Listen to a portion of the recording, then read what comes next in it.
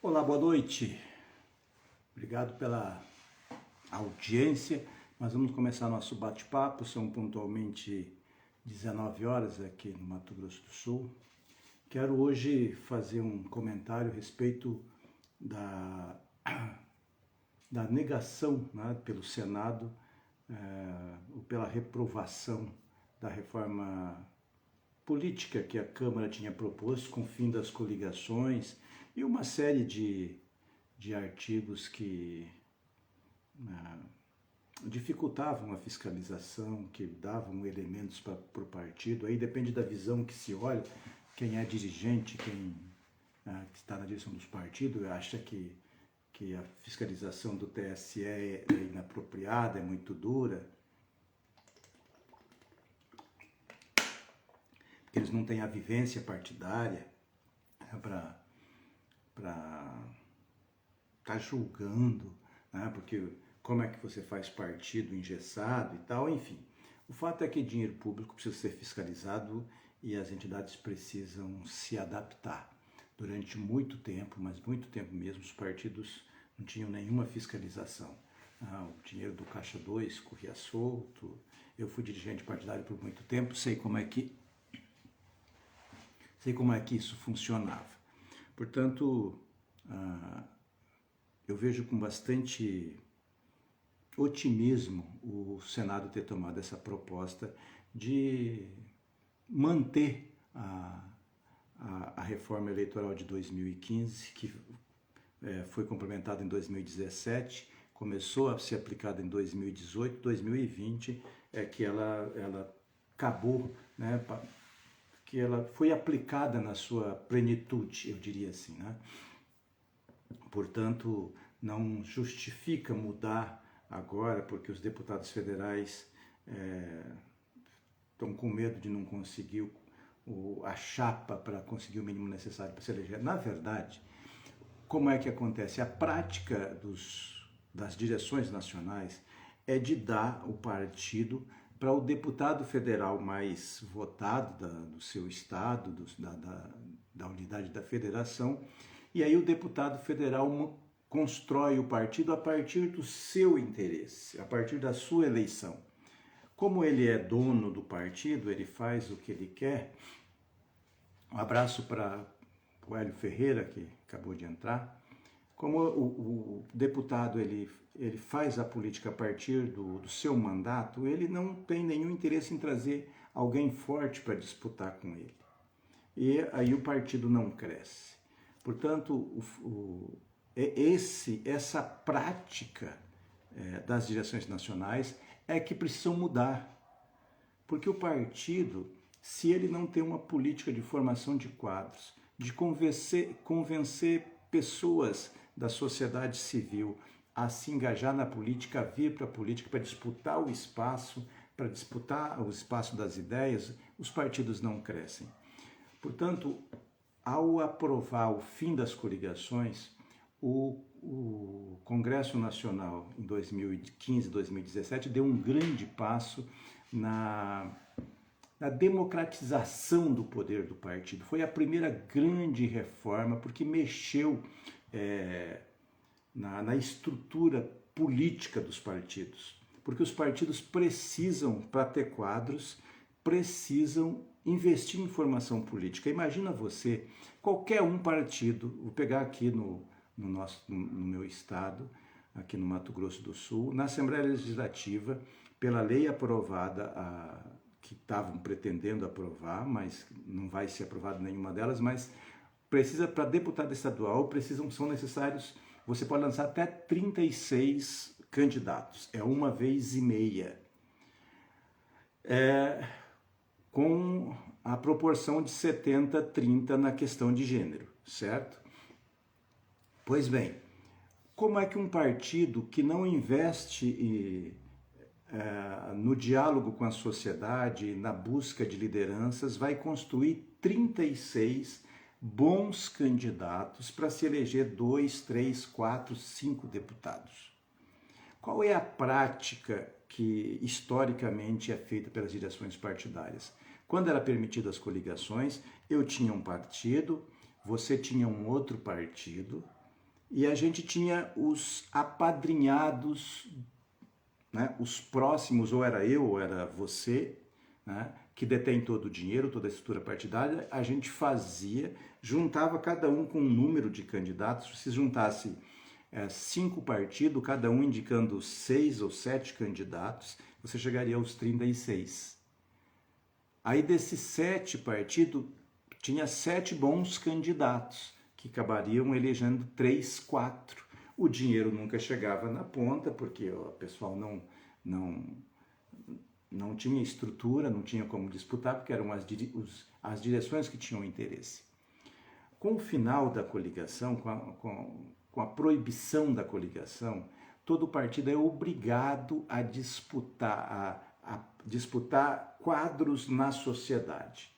Você tem que ter uma política de convencimento a trazer novos quadros. E como é que você convence pessoas que são bons profissionais, bons médicos, bons advogados, bons pedreiros, boas assistentes sociais, boas psicólogas, enfim, homens e mulheres que têm respeito na sociedade para vir para disputar com você?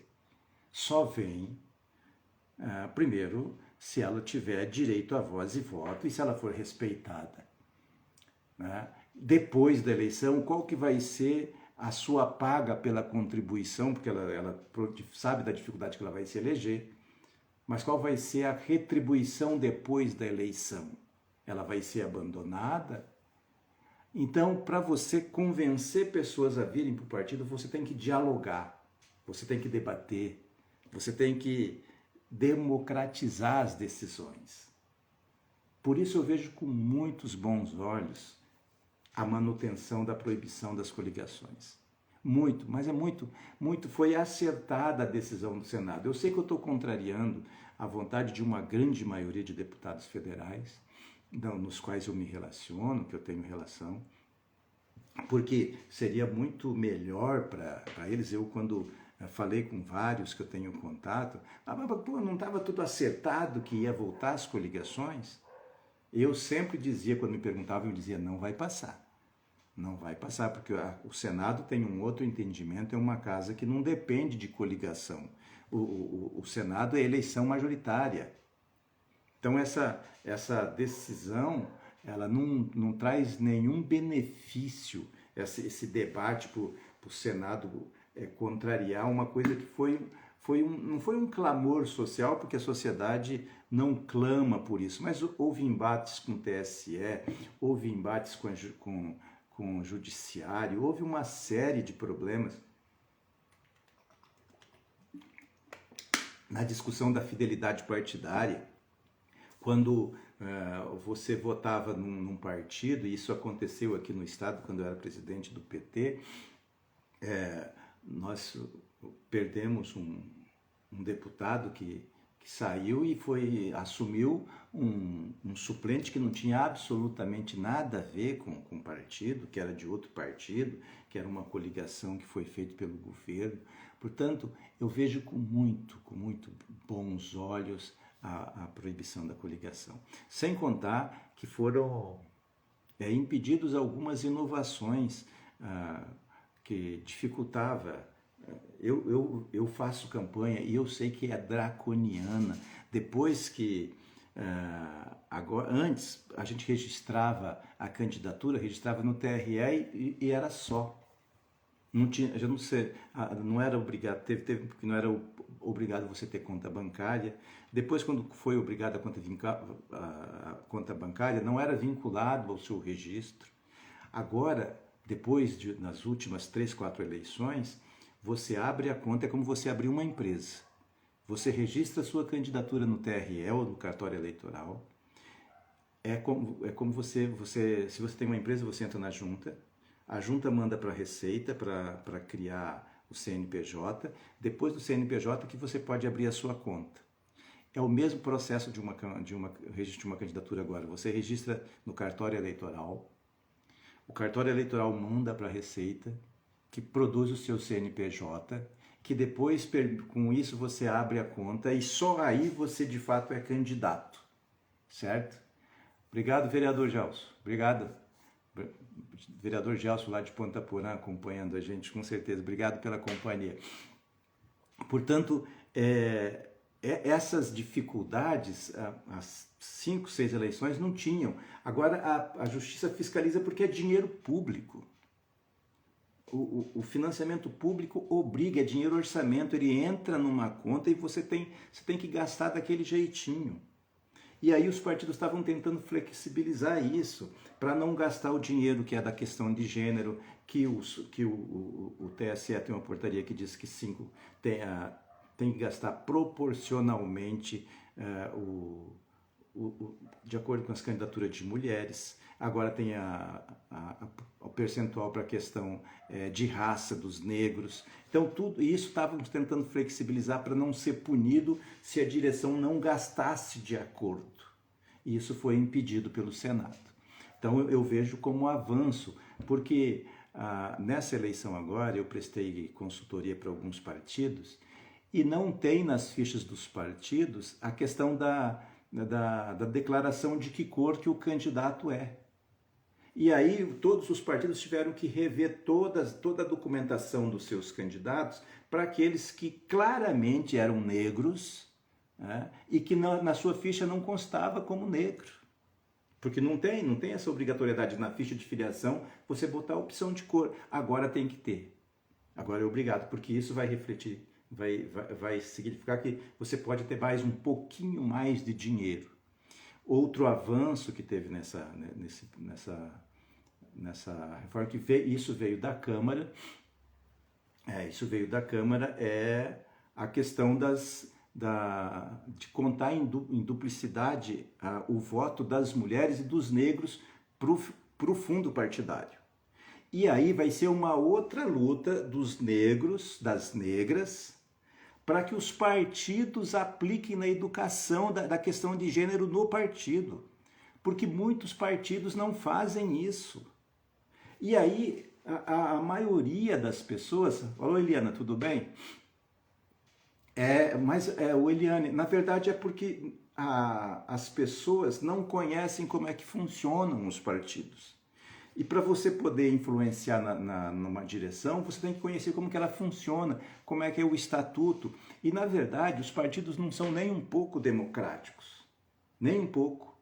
Por isso é que essa questão da proibição das coligações é uma grande vantagem, porque obriga as direções a dialogar com as mulheres, os negros, nas questões de gênero. Eles vão ser obrigados, porque se eles quiserem ter representatividade desses setores e quiserem ter voto desses setores, os partidos mais democráticos, mais à esquerda, enfim, não estou falando daqueles partidos de direita que não tem essa luta, mas aqueles partidos que abrem espaços para discussão de gênero, para discussão de raça, de etnia, eles são obrigados, porque a verba é muito pequena. Claro que quando você fala que o fundo partidário é 2 bilhões de reais, é uma enormidade de dinheiro.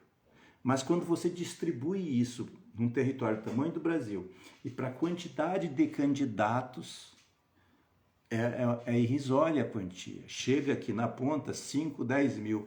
Mas isso é muito mais do que tinha há cerca de 4, 5 eleições atrás.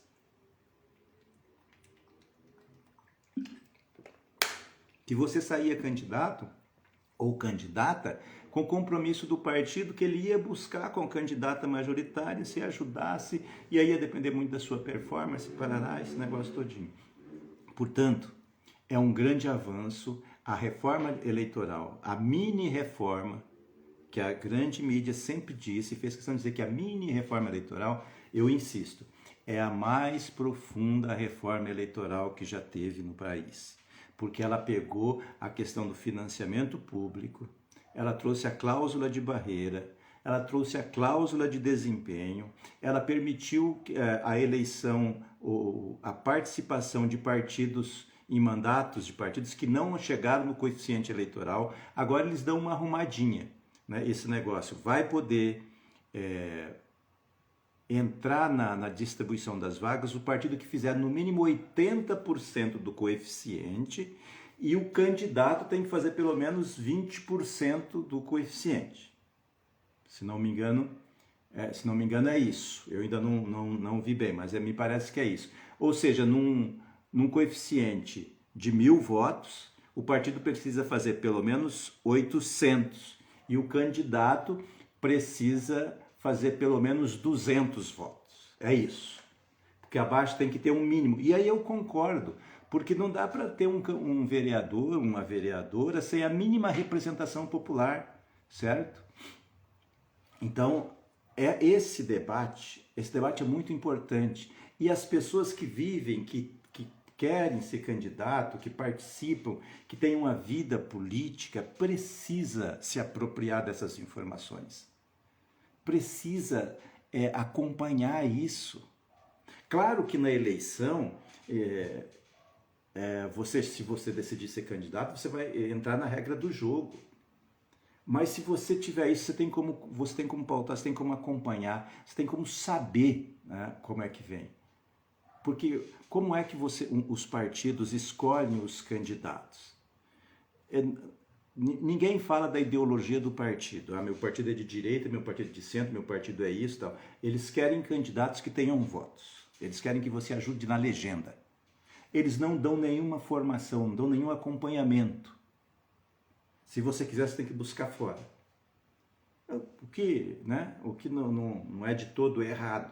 A informação e a preparação tem que ser obrigação de todos os cidadãos.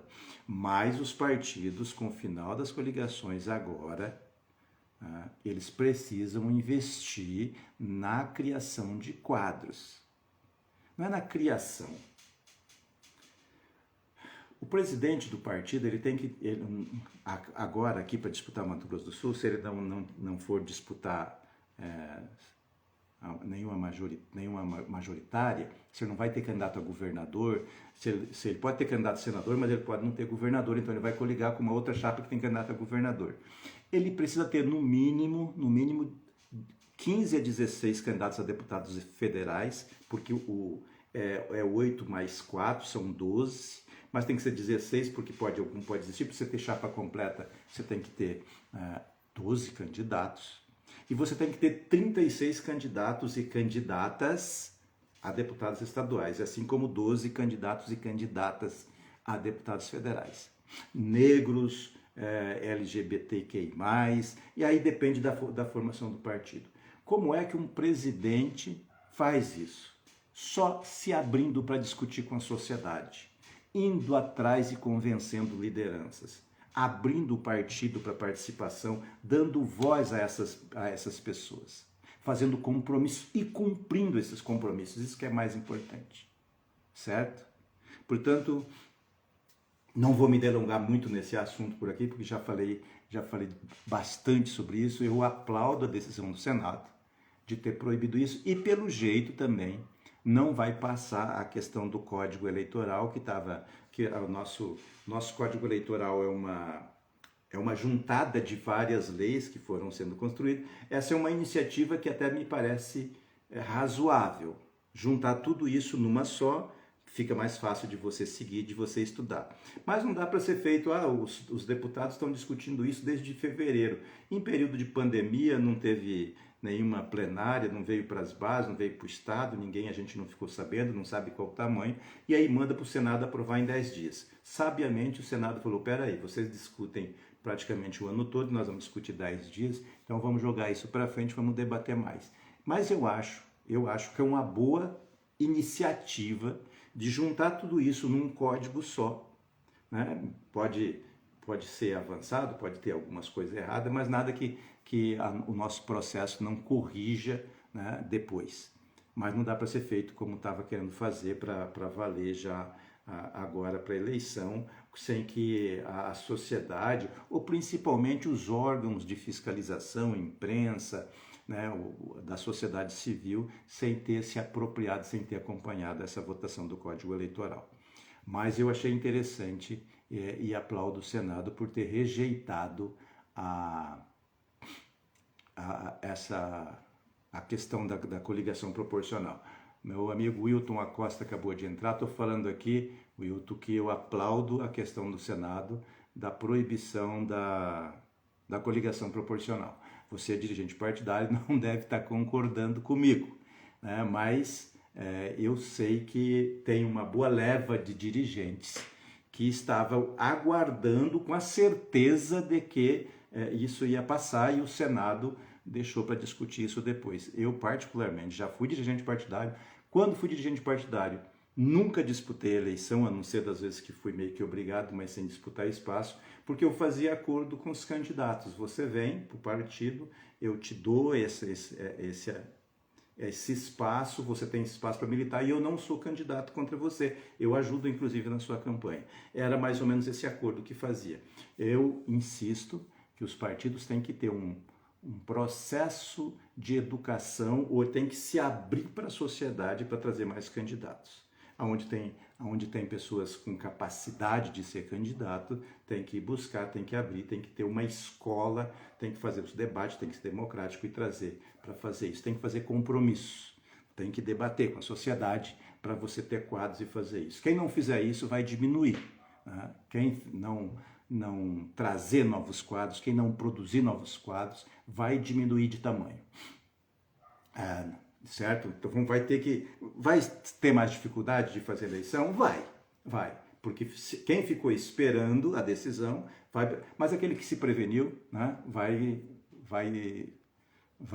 sair na frente. Né? Vai ganhar espaço aquele que se preveniu.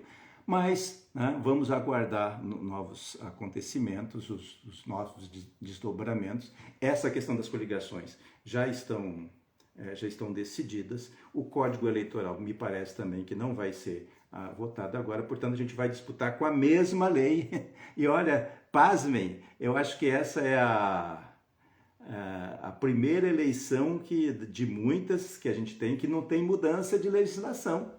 Vai ser a primeira que a gente vai disputar com a mesma lei de 2015, 2017, que tem 2015, 2017, e que a gente está se organizando aqui para disputar com a mesma legislação da eleição passada, certo? Bem, gente, eu quero ir parando para conversar aqui sobre essa questão e vou falar, obviamente, do trabalho que a gente vem fazendo aqui nas redes, o trabalho que eu tenho oferecido como mentoria. Nós fizemos uma campanha como construir sua audiência a partir da sua história. E, porque a maioria das pessoas, fazer uma introdução, e principalmente de quem começa a ser candidato, que começa a conversar, não sabe como se comportar e como é que vai falar para o eleitor. E o grande erro da maioria dos candidatos iniciantes é quando quer falar para todo o eleitor. Né? Mato Grosso do Sul tem 1.700.000 eleitores e o cara quer falar para 1.800.000 eleitores. Não funciona, não é assim. Você tem que falar escolher um público-alvo, aquele público que você quer falar.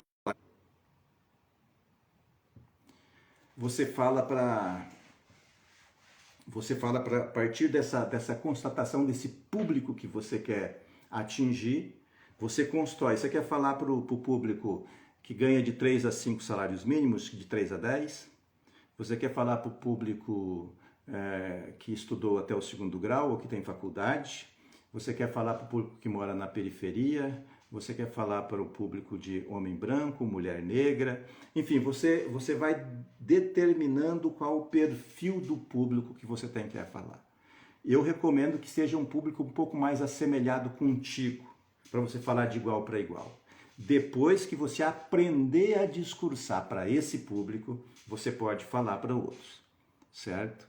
Porque tem encontrado candidatos que quando você fala assim, você vai falar, não, eu vou falar para a juventude. Falo, qual juventude, cara pálida? Para skatista, para funkeira, para cristã, para evangélica, para espírita, para empreendedora, para desempregado, para o primeiro emprego. Qual juventude que você se refere? Porque a juventude é uma coisa muito ampla. Se você precisa escolher, bem, você escolheu isso, aí você vai escolher como é que você se apresenta, qual que é a credencial que te dá para você falar para esse público. É a sua história.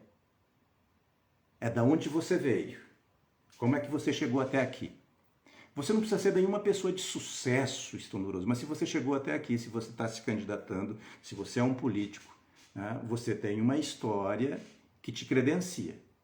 Conta, escolhe um pedacinho da sua história, dependendo da plateia, para você ter uma empatia, para você ligar a plateia, para você trazer a plateia para você. Você tem que ter uma história, uma passagem da sua vida, para você poder fazer essa ligação emocional com o público. Você pode ser uma história triste, mas de superação. Pode ser uma história engraçada e que daí resultou uma vitória. Você tem que construir isso a partir da sua vivência, porque tem que ser uma coisa real. As pessoas gostam de se conectar com pessoas. As pessoas se conectam com pessoas.